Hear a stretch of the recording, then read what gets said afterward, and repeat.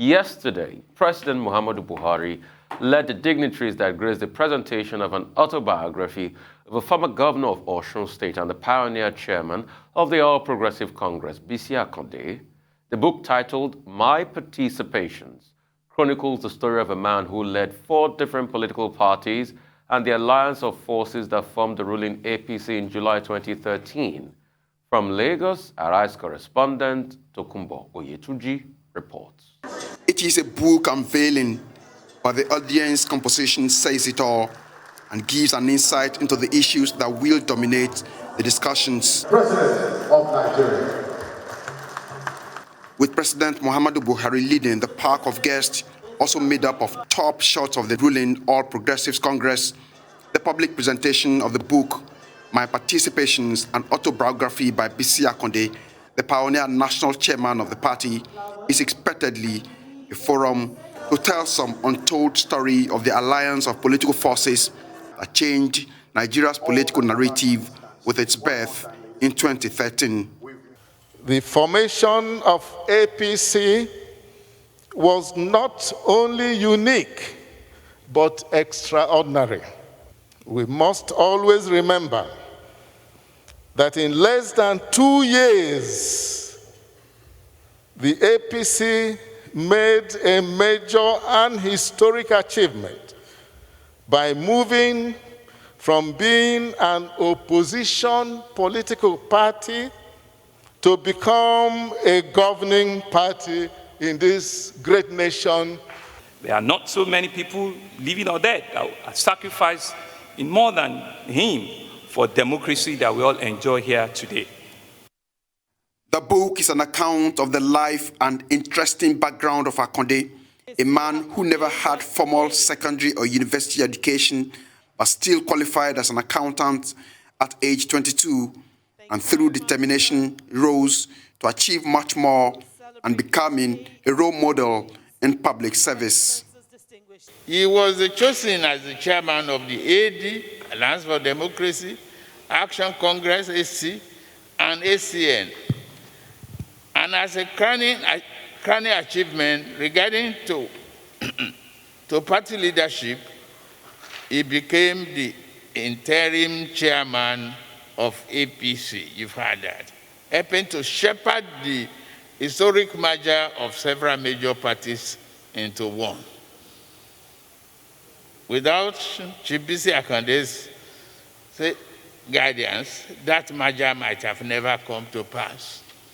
One clear message from this book is the fact that we can't sit and watch and leave politics to politicians. It has been said that politicians only look forward to the next election. Statesmen look forward to the next generation. They appreciate the future and they try to plan for the future. And this is why we need statesmanship. One final point, we need consensus. Among many other attributes, Akande's leadership role that culminated in the alliance of forces that unseated the incumbent president in Nigeria's history in 2015 stands out as attested to by many speakers here, including President Buhari. Chief Akande was unanimously chosen as the first chairman of this great coalition. Throughout the difficult negotiations, I found Akande truthful, steady, and always with an eye to the ultimate goal.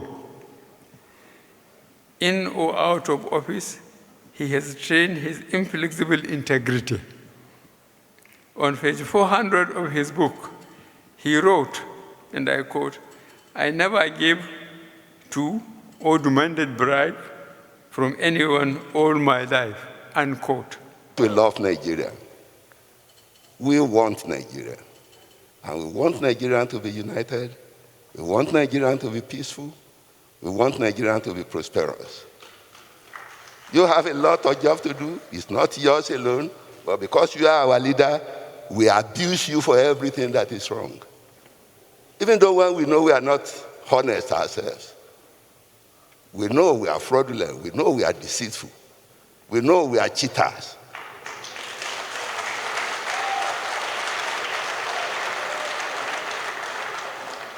And all the results of all the things we are doing wrong, we blame on you.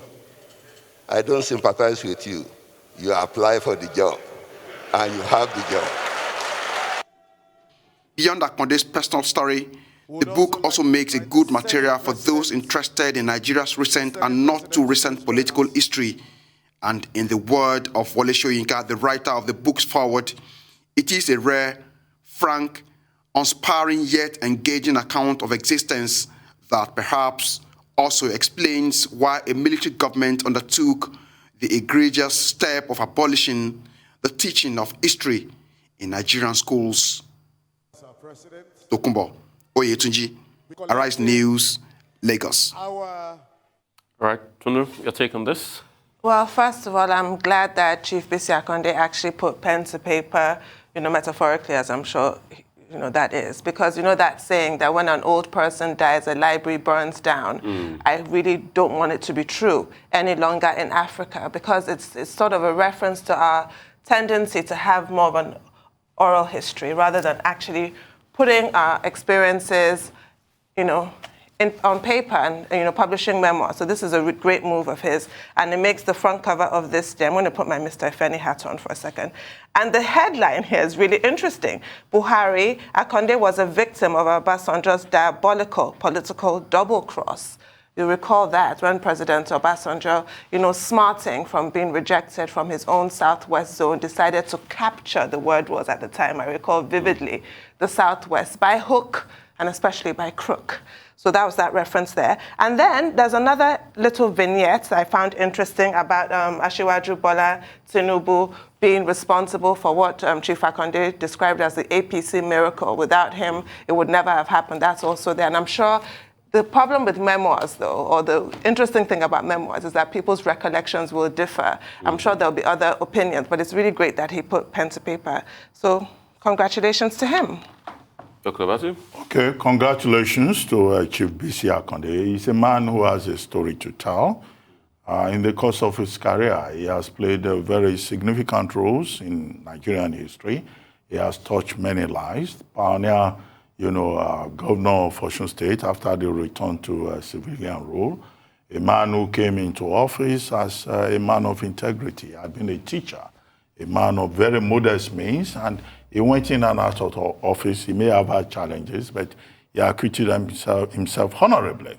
And subsequently, he has had cause to play major roles in Nigerian history.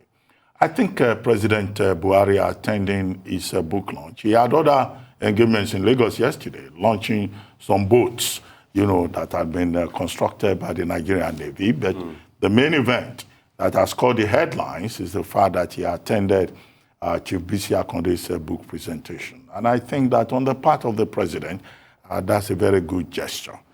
Unexpectedly, of course, this being a political forum, you will expect a lot of political talk, and there was a lot of that. I cannot comment on the book by my training with a PhD in criticism. I'm not allowed to comment on a book that I have not read. But I can assure you that I will get an opportunity to read the book eventually, and I can offer a professional or informed opinion, as we put it. But that he has even written the book, a book itself, as Tunu pointed out, is very important, because many people in Nigeria die with their stories. There are persons who never tell their stories. For example, we would have loved to know what is that story that Ojukwu would have told Nigerians by himself, giving a narration.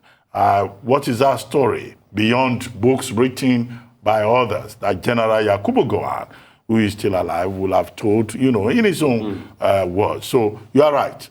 A whole library is born when certain stories are not told. And from the younger generation, this speaker included perhaps, I think all of us have all kinds of stories in our heads that we need to tell as part of the conversation around Nigeria. So it's good that Chief Bisi Akande has told his own story. However, I said as expected, it was a political moment. Okay, yes, the president was bashing President Obasanjo as he then was.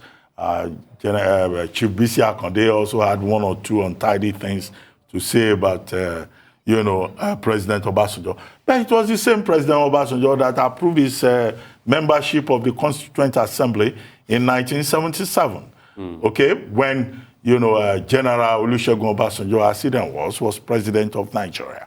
Okay, but there were revelations, and I'm sure there will be more revelations in the book. My recommendation is that people should read the book. We have these book events, people go there, they promise, I'm presenting this book with 10 million. Yeah. I'm presenting this book with 20 million. Give me 10 copies. Look, you'll be surprised. People do not read those books. And I believe, and I'm convinced, that the book by Chief Bisi Akande is a book that should be read. And we can have a proper conversation after that book has been read. So these newspaper headlines, this person said this, that person said that, will not offer us a comprehensive portraiture of what the book contains. So I recommend that the book should be read beyond the newspaper headlines. And I would like to commend in particular Gaskia Media Limited for making this effort, for putting it before us, and for allowing us to hear Chief Bisi Akande's stories. He must be prepared that his narrative will be challenged, of course, by those that he has called out in his initial speech, and he must be prepared for the fact that once a book is in the public domain, everybody is allowed to discuss it beyond party lines. So I hope tomorrow we will not have a brickbats and say, who is that person criticizing this book? No. We all have a right to interrogate recent contemporary Nigerian history. But I believe that my participations by Chief Bisi Akande is a valuable, useful, and welcome contribution to the conversation around Nigeria. When are you publishing your memoirs? All right. I will someday. We'll take Maybe early days yet, but there will be more stories, I'm sure. All right. Okay, we'll take a short break now.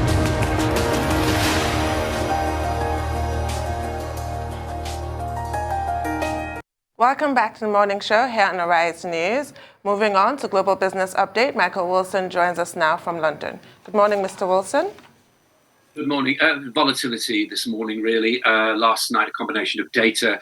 Omicron is 4 times more likely to be contagious than Delta. And also Fitch declaring Evergrande and Kaiser to be what they call selective default. And that's enough to see investors take the money off the table. So to the Asia-Pacific markets, first of all, China's been weakening its currency today. A hint that maybe growth concerns are rising in that country. Nikkei down 0.5%, Kospi down just over 0.5%. Mainland China stocks have ignored a weaker yuan today, instead focusing on this latest update, if you can call it that, from Evergrande and Kaiser. Singapore down again. So will China real estate woes actually go into the rest of the world's markets? Well, at the moment, it looks as though a massive debt restructuring organisation is actually taking place, or an exercise rather, I should call it, is taking place as far as Evergrande and Kaiser are concerned. It'd be enough to keep Asian currencies and markets nervous, although the new risk management committee at Evergrande suggests the government is already behind the scenes and dismantling the company as it goes. If you just remember, it was due to pay up liabilities of $300 billion on Monday. By Wednesday, we'd heard nothing. We therefore assumed the worst. And although the People's Bank of China has clearly said that Evergrande will be resolved on commercial terms, the involvement of government actually in that says something else. So I suspect a sort of managed dismantling of that. As far as the United States is concerned, well, you're going to hear more about this at lunchtime, and it's bracing itself for the highest inflation figures for a very long time, for about 36 years. Should be about 6.7%. Anything above that will push the Fed into acting fairly quickly.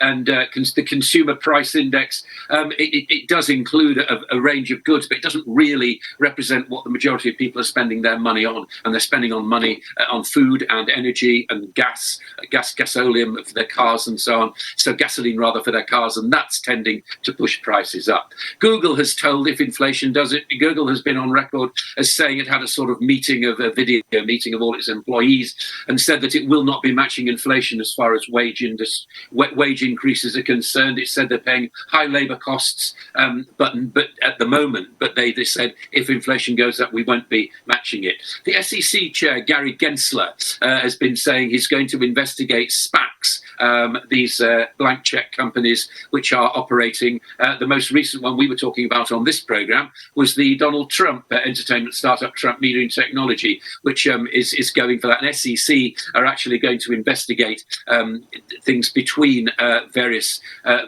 various companies involved and dealings between entities involved in that decision.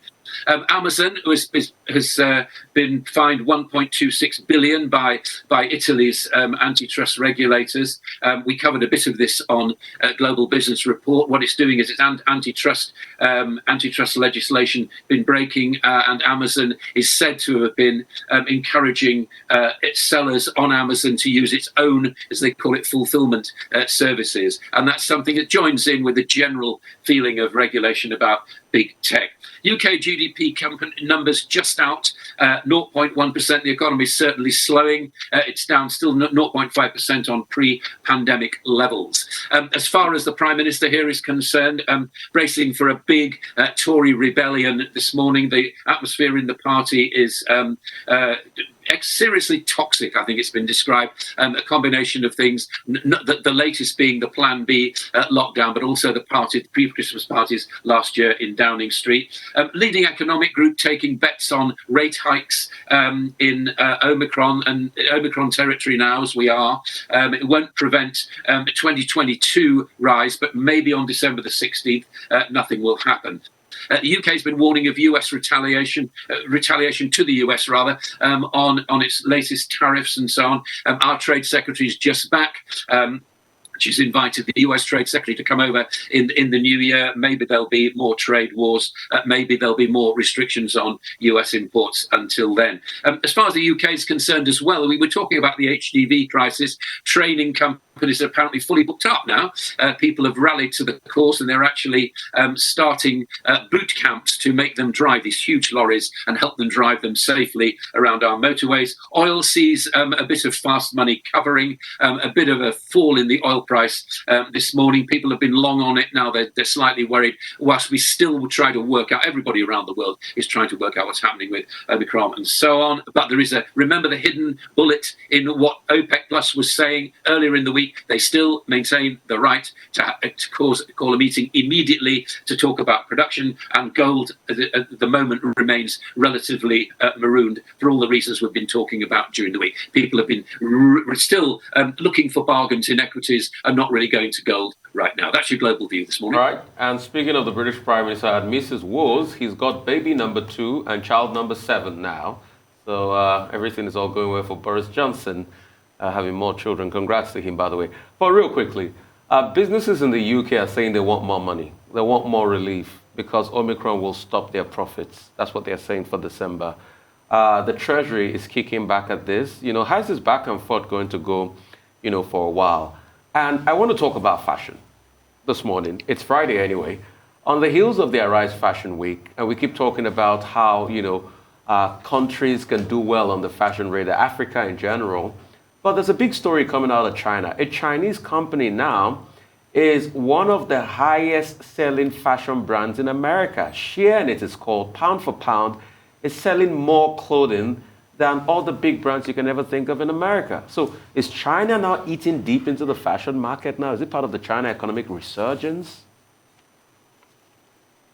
I'm not a fashion expert, but when has China not been eating into cheap fashion? Of course it has. Been doing it for years. That's why we're looking at it now. Its factories are cheaper. We don't care to question how that labour is actually organised there and who's actually making these items. But it's been doing that for years. It's been doing it for trainers, and I'm completely unsurprised that anything at the moment is eating into the American market, because Americans are used to not paying a great deal for clothes, and Chinese clothes are extremely well made. However, there will be questions about that as far as US and China trade actually goes at the moment. As far as business help in this country is concerned, yes, the business secretary is on record, and the Treasury as well. They're not going to pick out individual sectors, because who knows where actually that would stop. It started with airlines. We've had energy companies doing the same. There's a whole restructuring about to take place. I think what people will see and look through is the current figures right now, and I think we should be having this conversation maybe next year when more businesses get together with their trade organisations and start to have a big meeting with the government, which I'm sure they will. And in the run-up to Christmas, I think more companies are actually involved in kind of organising themselves in this big retail splash and so on that people are expected to do. I think that at the moment, we probably, my guess is that there won't be an interest rate rise on December the 16th, if I'm taking leading economists here. So businesses will get some sort of relief from that. And we still haven't worked out whether there's going to be a satisfactory vaccine response to Omicron. So it's all questions are in the air at the moment. But the view at the moment is of the government here, for better or worse, not giving into one sector, because if you give into one sector, you give into all of them. Well, Michael, I have quite a cocktail of issues. I know you don't like to discuss politics, but you brought it up by referring to Prime Minister Boris Johnson's woes. 3 Christmas parties in December 2020 causing problems. People say he's lying about the COVID-19 restrictions, the Plan B. About 50 to 100 Tory MPs are ready to do battle over vaccine passports. The issue about the flat, the renovation of the flat in London, has also come up with Lord Gate, the independent advisor on standards, threatening to resign. Well, how bad is it for Prime Minister Boris Johnson? 3 different polls have been taken this week alone, and in all of those polls, the Labour Party is leading by at least 6%, the highest since 2019 when Theresa May was in the saddle. Is the Prime Ministership of Boris Johnson recoverable? And I brought up that because, you yourself went that way. And then this back and forth between the United States and the UK over steel and tariffs. Well, the Americans have worked out a deal with the European Union. Why should it be so difficult for them to listen to the UK? And now with the Trade Secretary now threatening that the UK may also impose some retaliatory measures with regard to whiskey and other items. Do you think that this is something that can be resolved? Because it looks straightforward to me as an outsider. And then very quickly, Evergrande. Yes, I'd ask the question, can Evergrande save itself? And how much damage, further damage, can it do? The Fitch, the rating agency, on Thursday, yesterday, already said they have put it in a restricted default status. How bad is that?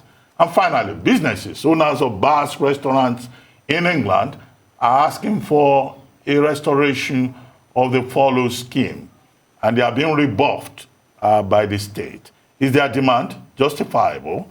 Do you think that in the face of Omicron and its heavy transmissibility, that they are making a legitimate demand? And it's the Treasury right to say that Omicron is temporary, because that doesn't look like what the science is telling us.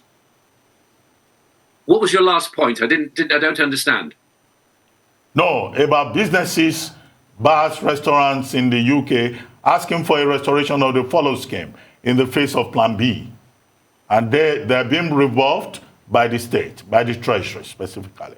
We've just covered that. I don't think that at the moment the individual sectors are going to get any joy out of the government at all at the moment. The government line is quite clearly that if they give into one sector, then they'll have to give into everybody. And of course, the funds aren't complete. We don't know how how widespread Omicron is going to be. We do know that it's multiplying it's doubling every 2 or 3 days. That's the problem with it. So I'd love to be able to answer your question, but I can't. I feel as though I get the big, strong feeling that the authorities actually are standing back from it. As far as the US and the UK is concerned, I mean, I phrase this as a trade war because that's what it is. I mean, it affects jobs and all the rest of it. So it is effectively a war, but the discussions aren't over yet. The US Trade Secretary is going to come to the UK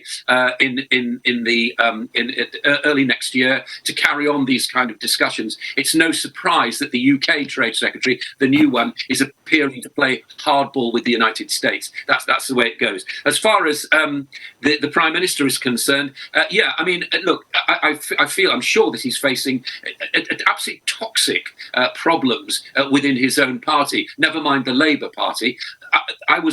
I knew that you probably want to talk about this. My view, as it was yesterday, is this, that I wouldn't want to be a leader of a country like this going into another pandemic that we have no idea about, that's actually telling people, to do various things. And my own back door, disobeying the kind of rules that I expect other people to follow. It's outrageous. And I think most people in this country have a pretty low opinion of politicians right now. I don't necessarily think that this will be the end of Boris Johnson's leadership. The polls aren't saying that this morning, but I think he faces a very, very tough week before Christmas.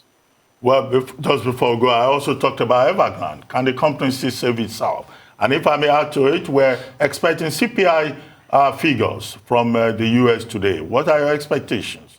Some people say, well, maybe about 6.8%, and that may force Federal Reserve to take a decision with tapering. They'll be the highest for 36 years. Very little question about that. So it will put pressure on the Fed. Plus, the Fed also, if you remember, shifted course and started to look at employment.